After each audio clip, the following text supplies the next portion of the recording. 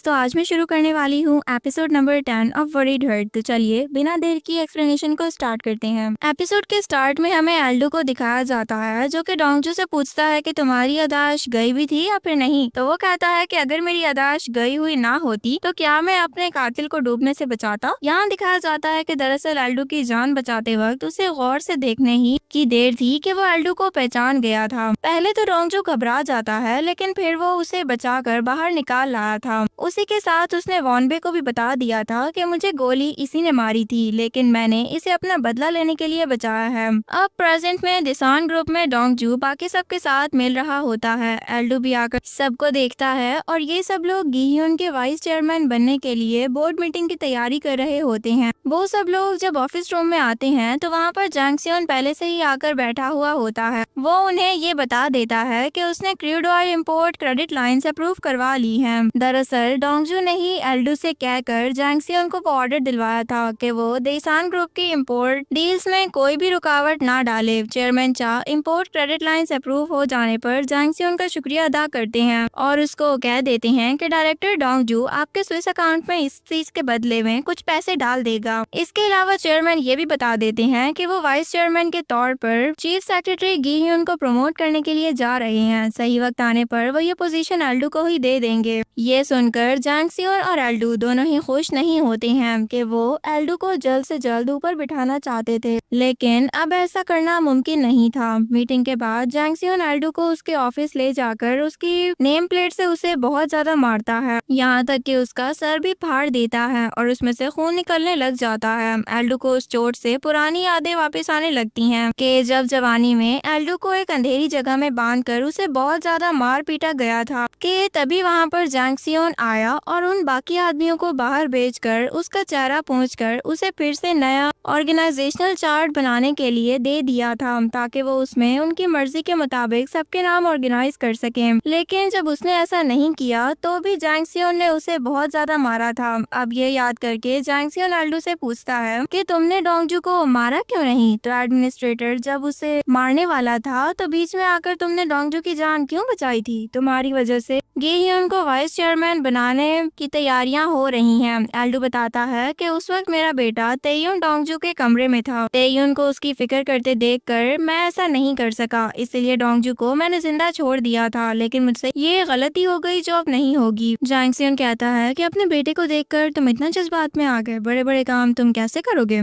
फिर वो उसे खून रोकने के लिए रुमाल देकर कहता है कि तुम तो जानते ही हो कि गुस्सा आने पर लोग अक्सर अपने सबसे करीबी लोगों पर ही हाथ उठाते हैं। तुम्हें तुम्हारी जवानी के दिनों से ही मैंने तुम्हें हमेशा अपने बच्चों की तरह ही माना है ना। अब जल्दी से डोंगजू से निपटने का कोई प्लान बनाओ। इस पर वो कहता है कि एल्डो बीच में इसलिए पड़ा था क्योंकि डोंगजू के हाथों में 2 खरब वाला स्विस अकाउंट था। अगर मैं देसन ग्रुप का वाइस चेयरमैन किसी तरीके से बन जाऊं तो हम नेशनल पेट्रियटिज्म फंड की फाइनेंसिंग के लिए पैसा भी इकट्ठा कर लेंगे। फिर एल्डो भी डोंगजू के सर से अपना हाथ हटा लेगा। तभी जैंगसियन कहता है कि डोंगजू भी सोनियो को डॉसन में लाने के लिए काफी कोशिश कर रहा है, जो सुनकर एल्डो कुछ सोचने लग जाता है। इधर सोनू अपनी मॉम को बताता है कि कल रात चेयरमैन चा नंगे पैर बाहर निकल गए थे और रास्ता भटक गए थे और मैं उन्हें उनके घर पर भी छोड़कर आ गया था। वो तो इसे अपना बेटा कहकर बुला रहे थे। तो सोनू की ये बातें सुनकर योंगसू परेशान हो जाती है। कुछ देर बाद दो कोई उनकी बेकरी में आती है और सोनू को उनके शूज लौटाती है जो सोनू ने कल रात चेयरमैन को पहना दिए थे। अब सोनू को यहाँ से भेजने के बाद दो कोई योंगसू को अपना सौदा याद करवाती है कि ये दोनों माँ बेटा अब तक जिंदा इसलिए हैं क्योंकि योंगसू ने कसम खाई थी कि वो कभी भी देसन के करीब नहीं जाएगी। तो दोकुई उसे फिर से धमकी देती है कि दोबारा डोंगजू की मदद से या वैसे भी कभी भी उसके डैड के सामने आने की कोई जरूरत नहीं है, वरना वो उसे और उसके बेटे को गायब करवा देगा। तभी बाहर जाते हुए उसे डोंगजू मिल जाता है जो कि बेकरी में आया हुआ था। वो डोंगजू से कहती है कि अपना वक्त बर्बाद मत करो, सोनू हमारे घर का वारिस कभी भी नहीं बनेगा। तभी डोंगजू भी उनसे कह देता है कि मैं आपकी तेयुन के फ्यूचर को लेकर फिक्र करने को समझ सकता हूँ, लेकिन इस मामले में मैं इतना जज्बात से काम लेना भी समझ रहा हूँ, लेकिन यह आपके लिए खतरनाक साबित हो सकता है। तो डोको ये सुनकर जाने लगती है तो उसे सोनू डोंगजू के साथ बहुत घुलता मिलता हुआ नजर आ जाता है और इस बात की उसे बिल्कुल भी खुशी नहीं होती है। बाद में डोंगजू योंगसू से बातें कर रहा होता है तो उसे बताता है कि सोनू को देसन का वारिस बनाने के लिए अगर उसे उनकी और चेयरमैन की शादी भी करवानी पड़ी तो वो भी करवा देंगे। वो उन्हें यकीन दिलाता है कि वो उनका प्लान में साथ जरूर देगा और अगर वो भी उनका साथ दें तो वो अपना प्लान जल्द से जल्द कंप्लीट कर सकता है। फिर वो सोनू के साथ बैठकर भी काफी बातें करता है। वो सब सुन लेने के बाद वो बाहर आकर बैठ जाता है और उसके चेहरे पर अजीब सी दर्द भरी हंसी होती है, जैसे वो कोई बहुत अचानक पता चलने पर चौंक गया हो और साथ ही उस बात ने उसे हैरान भी किया हो और उसे कुछ समझ नहीं आ रहा था कि वो क्या करे। उसके बाद हमें रात का सीन दिखाया जाता है जहाँ पर डोंगजू अपनी हैकर फ्रेंड से जैंग से उनके खुफिया प्रॉपर्टीज का डाटा पता लगवाता है ताकि वो उसके खिलाफ हर सबूत को इकट्ठा कर सके। जबकि एक टैबलेट में एल्डो एडमिनिस्ट्रेटर और गिल्बिन के फोन में से सारा डाटा भी ट्रांसफर कर दिया गया था। डोंगजू जब टैबलेट चेक करता है तो उसे एल्डो के फोन से आई वही पुरानी फोटो देखने को मिल जाती है जिसमें एक हेयर पिन वाला बच्चा एक आदमी ने उठाकर रखा हुआ था और एल्डो के अलावा कुछ और लोग भी वहाँ पर खड़े होते हैं। उसे ये देखकर याद आने लगता है कि उसकी धुंधली यादों में भी ऐसा ही एक बच्चा था। हैकर बताते हैं कि ये फोटो एल्डो के दोस्त चियोंग ने तुम्हारे फोन छीन लेने के बाद भेजी थी और वाकई में दरअसल डॉक्टर एलियन के डैड मिस्टर सियोंग ने ही एल्डो को ये फोटो पुराने दिनों की याद में भेजी थी। बाद में डोंगजू योंग सियोन के पास भी आ जाता है और उसे अपनी जान बख्शने के बदले जैंग सियोन के खिलाफ कुछ पुरानी फाइल्स ढूंढ कर लाने का वादा करता है। वो बताता है कि नेशनल सिक्योरिटी एजेंसी के सीक्रेट यूनिट ने डैंडियन फाइल्स के नाम से कोरिया के हर ताकतवर और मशहूर लोगों की जासूसी करके उसकी कमजोरियां और उनके कच्चे चट्टे फाइल्स में डालकर रखे हुए थे। फिर वो सीक्रेट यूनिट तो बाद में बंद हो गया था मगर वो फाइल्स अभी एडमिनिस्ट्रेटर के पास कहीं पर मौजूद हैं। उसमें जैंग सियोन के खिलाफ सब कुछ निकल आएगा। ये पता लगने पर डोंगजू एडमिनिस्ट्रेटर को मैसेज करता है कि योंग चियोन को छोड़ने के बदले में वो डैंडियन फाइल उनके हवाले कर दे। ये पढ़कर वो डोंगजू से कहता है कि ऐसी कोई फाइल है ही नहीं, मगर डोंगजू उसे कहता है कि अब तुम्हारा आदमी योंग चियोन तुम्हारे किसी काम का नहीं रहा। उसने मुझे बताया कि तुम नेशनल सिक्योरिटी एजेंसी के टीम डैंडियन के लीडर हुआ करते थे। ये सुनकर वो कहता है कि यांग चियोन से मेरी बात करवाओ। इस बात से ये सीन यहीं पर कट हो जाता है। इसके बाद वो उन फाइल्स को ढूंढकर गुहू को मैसेज करके जैंग सियोन तक ये खबर पहुंचा कर देता है कि अब डोंगजू डैंडियन फाइल्स हासिल करने की कोशिश कर रहा है। ये सब कुछ सुनने के बाद जैंग सियोन गुहू को इसे निपटाने के लिए भेज देता है। इधर योंग चियोन फोन पर एडमिनिस्ट्रेटर से बात करता है और बोलता है कि वो उसे लेने के लिए आ जाए, बस इसके लिए डैंडियन फाइल्स उसे यहाँ पर लानी पड़ेंगी। उससे बात कर लेने के बाद एडमिनिस्ट्रेटर उन फाइल्स में से कुछ हिस्सा गुहू को दे देता है और कहता है कि मेरी सेफ्टी की गारंटी मिलते ही मैं सारी फाइल्स तुम लोगों के हवाले कर दूंगा। तो गुहू बताता है कि उसे कॉल ट्रेस करके योंग चियोन की लोकेशन पता लगा ली थी। डोंगजू को उन फाइल्स के बारे में बताने वाला योंग चियोन ही था। पहले उसे ठिकाने लगाओ, फिर उसके बाद तुम महफूज हो। इधर गुहू को भेजा हुआ जासूस डोंगजू की कार को देसन ग्रुप की लॉबी में रुकते ही देख लेता है और गुहू को मैसेज कर देता है कि डोंगजू इस वक्त देसन में है। और ये खबर मिलते ही एडमिनिस्ट्रेटर योंग चियोन की लोकेशन पर चला जाता है ताकि वहां जाकर योंग चियोन को खत्म कर सके। गुहू के जासूस को तब पता चलता है कि जिस कार को वो डोंगजू की समझ रहा था उसमें तो कोई था ही नहीं। डोंगजू ने उसको बेवकूफ बनाया था और फिर उसे पकड़कर सुला भी दिया था। दूसरी तरफ एडमिनिस्ट्रेटर योंग चियोन की लोकेशन पर पहुंचने के बाद उसे जान से मारने की कोशिश करता है, लेकिन योंग चियोन भी उसके साथ लड़ता है क्योंकि वो लोग जानते थे कि ये उसे मारने वाला है और वो सब ये भी जानते थे कि वो यहाँ पर जरूर आएगा। वो एडमिनिस्ट्रेटर यानी जुनहो से उन फाइल्स का पूछता है, मगर जुनहो कहता है कि अगर मैंने वो फाइल्स डोंगजू के हवाले कर दी तो वो तुम दोनों को मार डालेगा। तभी बाहर से डोंगजू इन दोनों को वहाँ पर बंद कर देता है और ताला लगा देता है। कहता है कि अब तुम दोनों ही एक साथ बैठकर सोचो कि मुझे वो फाइल्स कैसे ला कर देनी है। तभी जुनहो कहता है कि मैं तुम्हारे बाप को बहुत अच्छी तरह जानता हूँ, क्या तुम उनके बारे में नहीं जानना चाहोगे? ये सुनकर वो उसकी तरफ देखने लगता है। घर पर डूक हुई एल्डो को फिर से बता रही होती है कि वो जुनहो और डोंगजू की वजह से कितनी ज्यादा परेशान है। ये सुनकर एल्डो को याद आता है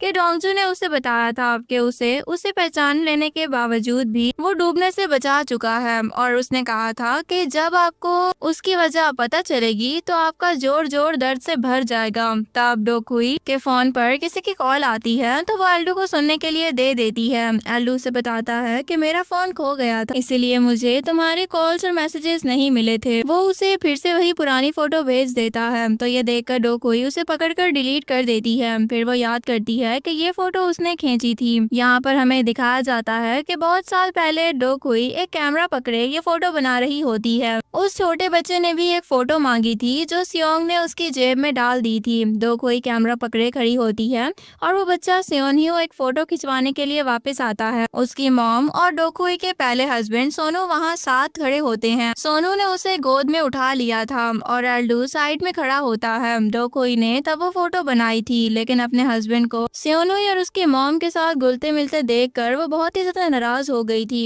इधर डोंगजू को जुनू की बातों से अपने बाप को पता लगाने का ख्याल आ रहा था। उसे याद आता है कि उसने कंपनी में डायरेक्टर बनने के बाद अपनी बहन एंगनिस से एक दिन बोला था कि वो अपने डैड प्रोफेसर सुपेंग से एक बार मिलने चलेगा, लेकिन सिस्टर एंगनिस से उसे मिलने से इनकार कर दिया था क्योंकि वो उस आदमी से दोबारा कभी नहीं मिलना चाहती थी जो पहले अपने बच्चों को ही बेसहारा छोड़कर चला गया था। तब तो वो उसे मिलने नहीं गया था, लेकिन आज वो उनसे मिलने उनके ऑफिस जाता है। वहाँ पर तो वो उसे नहीं मिलते बल्कि हुचियुल के डैड मिल जाते हैं, जिन्होंने डोंगजू और हुचियुल की रिंग में टीम वाली लड़ाई भी याद रखी हुई थी। और वो कह रहे थे कि अगर मेरे भाई जैंगसियोन तब स्कूल मीटिंग में इंटरफेयर ना करते तो हुचियुल और तुम्हारी अच्छी दोस्ती रहती। डोंगजू कहता है कि मुझे प्रोफेसर सोपियन को उनकी बेटी की मौत की खबर देनी थी। इस पर वो बताते हैं कि प्रोफेसर तो इस बारे में पहले से ही जानते हैं ना। यह सुनकर डोंगजू हैरान हो जाता है और बताता है कि वो गम के मौके पर ही सही लेकिन अपने बाप से एक बार मिलना चाहता है, मगर वो अपनी बेटी के मरने पर भी नहीं आए थे। ये सुनकर वो उसे उसके डैड से जुड़ी कुछ और बातें बताते हैं, जो सुनकर डोंगजू को और भी ज्यादा झटका लगता है। फिर उसके बाद वो मैडम पाई के पास आता है और उनसे सारा सच पूछता है, क्योंकि उसे आज पता चला था कि उसका अपनी मॉम और बहन से कोई खून का रिश्ता नहीं था। वो ना तो प्रोफेसर सुपियोन का बेटा निकला और ना ही अपनी मॉम यूजिन का बेटा है। दरअसल अभी अभी वो ये सब कुछ सुनकर आया था कि प्रोफेसर सुपिंग से ब्रेकअप के कुछ साल बाद ही उसकी मॉम यूजिन ने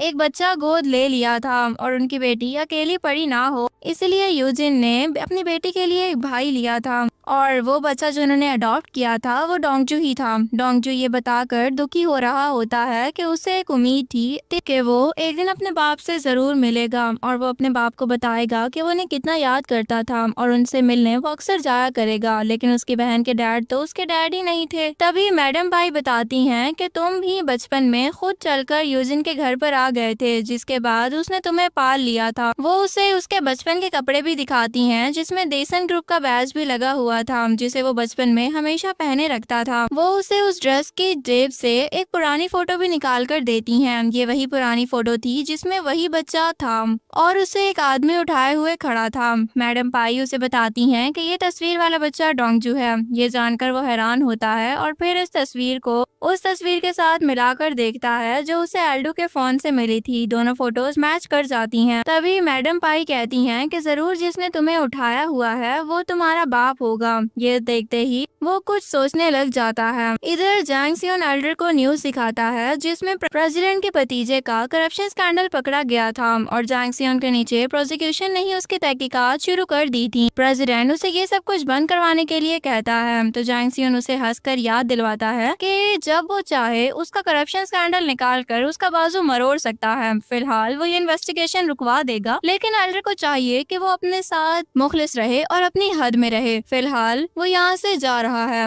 वहाँ पर अगले सुबह यो नाम हुचियुल को बता देती है कि वो उसके साथ इसलिए घर वापस आई थी क्योंकि अगर उसने उसे तलाक खुद दे दी तो उसका भारी हर्जाना उसे शेयर्स की सूरत में अदा करना पड़ सकता है। इसीलिए वो उसे उसका सामान का बैग देकर कहता है कि तुम्हें तलाक मैं दे दूंगा, फिर उसके बाद तुम्हें कोई भी हर्जाना अदा नहीं करना पड़ेगा। मुझे छोड़कर तुम उसी के पास चली जाओ। तो अब देर मत करो, यहाँ से चली जाओ। तलाक के पेपर्स मैं बाद में भिजवा दूंगा। तो यो नाम उसकी बातें सुनती है और फिर अपना सामान लेकर वहाँ से चली जाती है। तभी रास्ते में उसे डोंगजू नजर आ जाता है तो वो उसके साथ उसके कार में बैठकर चली जाती है और अपनी तलाक के बारे में भी बता देती है। डोंगजू अभी उसी फोटो को देखकर घूर रहा होता है और वो साथ ही किसी गहरी सोच में भी डूबा हुआ होता है, तो वो भी उस फोटो को देख लेती है। तभी डोंगजू बताता है कि मैं उस प्रोफेसर की फोटो को देख रहा हूँ जिन्होंने मुझे और मेरी बहन को बेसहारा छोड़ दिया किया था। इस पर योनाम कहती है कि ये आदमी तो मेरे डैड हैं। ये बात सुनकर डोंगजू चौंक जाता है और हैरानी से योनाम की तरफ देखने लगता है। लेकिन अब इस फोटो और डोंगजू का क्या राज है, ये बात समझ नहीं आ पा रही थी और वो काफी ज्यादा कंफ्यूज हो रहा था। और इसी सीन पर इस एपिसोड का एंड हो जाता है। नेक्स्ट एपिसोड देखने के लिए हमारे चैनल को सब्सक्राइब कर दें और बेल आइकन को भी दबाएं ताकि नेक्स्ट एपिसोड आपको सबसे पहले मिल सके। मिलती हूँ मैं आपसे एपिसोड नंबर 11 में। तब तक के लिए bye bye, take care and thanks for watching.